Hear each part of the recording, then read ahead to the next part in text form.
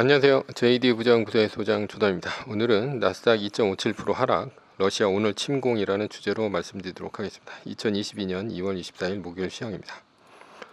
후원은 유튜브 멤버십으로 부탁드립니다. 야수의 심장 투자법 종목과 최근 JD 부장구조 투자 현황을 알 수 있습니다. 관심 있으신 분들은 동영상 아래 댓글 링크를 참조해 주시기 바랍니다. VH체인저 1,2권이 절찬리에 판매 중에 있습니다. 뉴욕 마켓워치 전운 깊어진 우크라이나 주식 채권 떨어지고 달러 혼조다라는 기사가 있는데요. 어제는 나스닥이 2.57%, S&P 500 지수가 1.84%, 다우존스 지수가 1.38% 밀리면서 3대 지수 모두 하락했습니다. 나스닥은 5일 연속 떨어졌고 S&P 500 지수는 4일 연속으로 떨어졌습니다. 메인 뉴스입니다. 나스닥 2.57% 하락, 러시아 오늘 침공. 블링컨 러시아 오늘 밤 끝나기 전에 우크라이나 침공할 것 상보인데요. 러시아가 오늘 우크라이나 침공한다고 블링컨이 그랬습니다. 정말 그런지 한번 지켜보겠습니다. 전쟁이 차라리 났으면 좋겠습니다. 그래야 불확실성이 해소되면서 주가가 오를 것 같습니다. 어제는 선물이 오르다가 우크라이나 디도스 공격 때문에 장이 시작하면서 급격히 빠졌습니다. 그리고 다시 나스닥이 상승 반전하는가 싶더니 러시아군이 우크라이나 국경에 배치되어 있으며 80% 진격할 준비가 되어 있다면서 이것을 이제 미 국방부 당국자가 얘기를 했죠. 그러면서 장이 끝까지 흘러내렸습니다. 나스닥은 고점 대비 거의 19% 빠지며 이제 침체 국면으로 들어설 예정이고요. S&P 500은 다시 10% 정도 빠지면서 조정 국면으로 들어섰습니다. 주가의 상승 모멘텀은 어디에 있을까? 제가 보기엔 우크라이나 사태에 있을 것으로 보입니다. 우크라이나 사태가 끝나야 인플레이션 우려가 낮아집니다. 왜냐하면 우크라이나 사태 때문에 천연가스 등 유가가 올라가 인플레이션을 더 자극하는데 우크라이나 사태가 끝나야 인플레이션 우려가 이제 낮아지는 것이죠. 인플레이션 우려가 낮아지면 소비자 물가지수도 유가가 차지하는 비중이 크기 때문에 이것이 좀 낮아지면서 연준이 금리의 폭과 횟수를 줄일 수가 있습니다. 우크라이나 사태는 반면에 인플레이션에 좋은 점도 있습니다. 주가 부동산 가격이 올라서 일터로 오는 사람들이 줄어들었습니다. 그래서 이제 조기 은퇴했다 이런 얘기가 있었죠. 그러나 요즘 주식, 부동산, 비트코인 등의 자산 가치가 떨어졌습니다. 자산 가치 상승으로 좀 더 쉬려고 했던 실업자들이 자산가치 하락으로 일터로 돌아올 가능성이 커집니다. 이러면 일자리를 구하려는 수요가 많아져서 임금 인상의 속도가 늦어집니다. 임금 인상의 속도가 늦어지면 구조적인 인플레이션 우려는 낮아집니다. 공급망 이슈는 선반영되었다고 볼 수 있고요. 다만 중국의 문제는 남아 있습니다. 결국 우크라이나 사태가 해결이 된다면 단기적 상승 모멘텀이 생길 수 있습니다. 요즘 주요 주식 가격입니다. 한번 읽어보자면 비트코인은 지금 고점 대비 다시 3.6% 빠졌고요. 그 다음에 애플은 11.96% 빠졌고 넷플릭스는 41.89% 빠졌고 엔비디아는 31.23% 빠졌고요.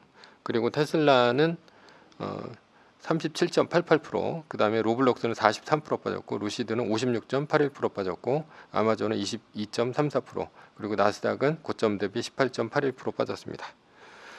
주요 기업의 이제 하락률인데요. 비트코인은 43.6% 빠졌습니다. 금을 대체한다고 하는데 제가 보기엔 로블록스와 같이 빠지는 것으로 봐서 성장주와 같은 위험 자산이라고 봐야 합니다. 애플은 전고점 대비 11.96% 빠졌는데 나스닥 지수가 거의 18.81% 빠진 것에 비하면 덜 빠졌습니다. 성장주이긴 하지만 가치주의 성격도 갖추면서 세계 1등이 왜 세계 1등인지 보여주고 있습니다. 애플은 지금 2등인 마이크로소프트와 보다 덜 빠졌습니다. 그러면서 2등과의 격차를 더 벌리고 있는 중입니다. 요즘 자동 매수를 걸어놓은 곳들이 속속 매수되고 있습니다. 아마도 매수된 종목들은 종목들의 주주들은 속이 타들어갈 것입니다. 그러나 안심할 수 없습니다. 애플도 사태가 심각하게 돌아간다면 예상치 못하게 빠질 수 있기 때문입니다. 애플이 지금 약 12% 빠졌지만 다른 주식들처럼 45% 빠졌다면 어떤 생각이 들 것입니까? 아마도 뼈가 아플 것입니다. 앞으로 3월 4일 마이너스 3%가 끝나는 3월 4일이 지났다고 칩시다. 그리고 마이너스 3%가 더 이상 뜨지 않아 위기가 지나갔다고 칩시다. 그런데 이후에도 애플이 지속적으로 빠지면 어떻게 할까라는 것이죠. 리밸런싱을 하면 됩니다.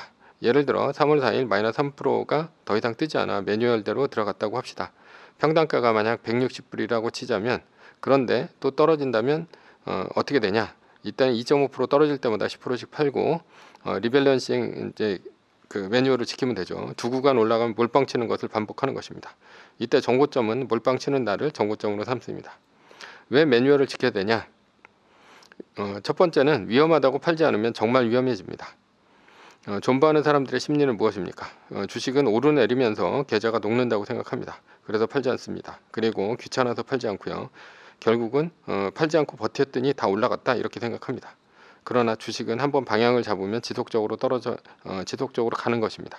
팔 때는 과감하게 팔아야 합니다. 팔다 보면 기회는 옵니다. 요즘에 자동 매수되는 종목들이 그런 기회입니다. 존버하는 사람들은 45% 떨어지고 나서 이런 후회를 할 것입니다. 떨어질 때 일부라도 팔 걸 하고 말이죠. 2.5% 떨어질 때마다 10%씩 팔아야 됩니다. 두 번째는 위험하다고 팔기만 하고 사지는 않는다면 갑자기 주가가 올랐을 때 배가 아픕니다. 주가가 떨어지면 세상이 무너질 것 같다는 생각이 듭니다. 그러나 주가는 언젠가는 오릅니다.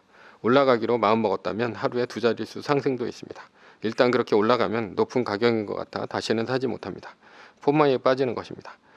그러나 공포에 사야 애플의 주식 수가 늘어난다는 사실을 알아야 합니다. 두 구간 올라가면 몰빵을 쳐야 합니다. 그러나 사람들은 대부분 반대로 합니다. 떨어질 때 존버하고 공포심이 극에 달하면 다 팔고 주식판을 떠납니다. 결국 모든 것을 잃고 가난해집니다. 그것을 방지하기 위해 매뉴얼이 있는 것입니다. 결론입니다. 매뉴얼대로 기계적으로 사고 팔다 보면 위기는 끝날 것이고 세계 1등은 우상향할 것입니다. 세계 1등이 떨어지면 다른 주식은 오죽하겠습니까? 세계 1등이 떨어지면 망하는 것 아닌가 하는 생각이 들겠지만 세계 2등과 자리가 바뀝니다. 세계 1등은 망할 일이 절대 없습니다. 세계 1등을 믿어야 합니다. 그러면 반드시 부자 됩니다. 매뉴얼입니다. 세계 1등 주식은 전고점 대비 2.5% 떨어질 때마다 10%씩 팔면서 리밸런싱을 하다가 나스닥 마이너스 3%가 뜨면 말뚝을 박는 것입니다. 그러다 반등이 시작되면 V자 반등 리밸런싱을 하면 됩니다. 자세한 내용은 JD 부자연구소 다운 카페를 참조하시거나 동영상 밑에 리밸런싱 말뚝박기 댓글 링크를 참조하시기 바랍니다. 전자는 세계 1등 주식은 우상향합니다. 위의 상황은 매뉴얼일 뿐입니다. 따를 사람은 따르고 참고할 사람은 참고하시면 됩니다. 주식을 사고 파는 것에 대한 모든 책임과 이득은 자신에게 있습니다. 매뉴얼을 지키려면 머리를 쓰지 말고 머리를 쓰려면 매뉴얼을 지키지 맙시다.